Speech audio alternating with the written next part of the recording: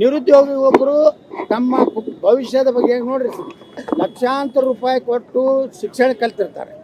ಅವರಿಗೆ ಇವತ್ತು ನೌಕರಿ ಇಲ್ಲ ಅಂದರೆ ಅವ್ರು ಏನು ಮಾಡಬೇಕು? ಏನು ಅವ್ರೇನು ದಯಾಮರಣ ಏನು ಇದನ್ನು ಬೇಡ್ತಾ ಇದ್ದಾರೆ, ಅದನ್ನಾದರೂ ಕೊಡಲಿ, ಅದರೇ ಅನುಮತಿ ಕೊಡಲಿ. ಅಂದರೆ ಸಿದ್ದರಾಮಯ್ಯ ಸರ್ಕಾರ ದಿವಾಳಿ ಆಗಿಬಿಟ್ಟಿದೆ. ಅದಕ್ಕೆ ನಾವು ಯುವಕರ ಜೊತೆ ಇರ್ತೀವಿ. ಬೆಂಗಳೂರು ಚಲೋ ಕಾರ್ಯಕ್ರಮ ಮಾಡ್ತೀವಿ. ಅಷ್ಟೇ ಅಲ್ಲ, ಮುಂದಿನ ತಿಂಗಳು ನಾನು ಒಳ್ಳೆಯ ಒಂದು ಮುಹೂರ್ತ ನೋಡಿ ಕರ್ನಾಟಕದಲ್ಲಿ ಹೊಸ ರಾಜಕೀಯ ಒಂದು ವಿಚಾರವನ್ನು ಪ್ರಾರಂಭ ಮಾಡಿದ್ದೀವಿ. ಹಿಂದುತ್ವದ ಎಲ್ಲ ಹಿಂದೂಗಳ ಒಂದು ಸಭೆ ಅಲ್ಲಲ್ಲಿ ಜಿಲ್ಲಾವಾರು ಮಾಡ್ತಾಯಿದ್ದೀನಿ.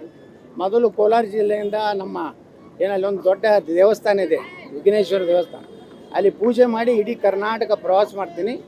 ನನ್ನ 3 ಉದ್ದೇಶ: ಒಂದು ಹಿಂದುತ್ವ, ಒಂದು ನಿರುದ್ಯೋಗ, 3ನೇದು ಅಭಿವೃದ್ಧಿ. ಈ 3 ವಿಷಯ ತಗೊಂಡು ಮುಂದಿನ ದಿವಸಗಳಲ್ಲಿ ಕರ್ನಾಟಕದಲ್ಲಿ ಪ್ರಾದೇಶಿಕ ಪಕ್ಷ ಕಟ್ಟಬೇಕು ಅನ್ನೋಂಥ ಅಭಿಪ್ರಾಯವನ್ನು ಜನರನ್ನು ತಗೋತಾರೆ. ಪ್ರಾದೇಶಿಕ ಪಕ್ಷ ಕಟ್ಟುವ ಚಿಂತನೆ ಪ್ರಾರಂಭ ಆಯಿತು.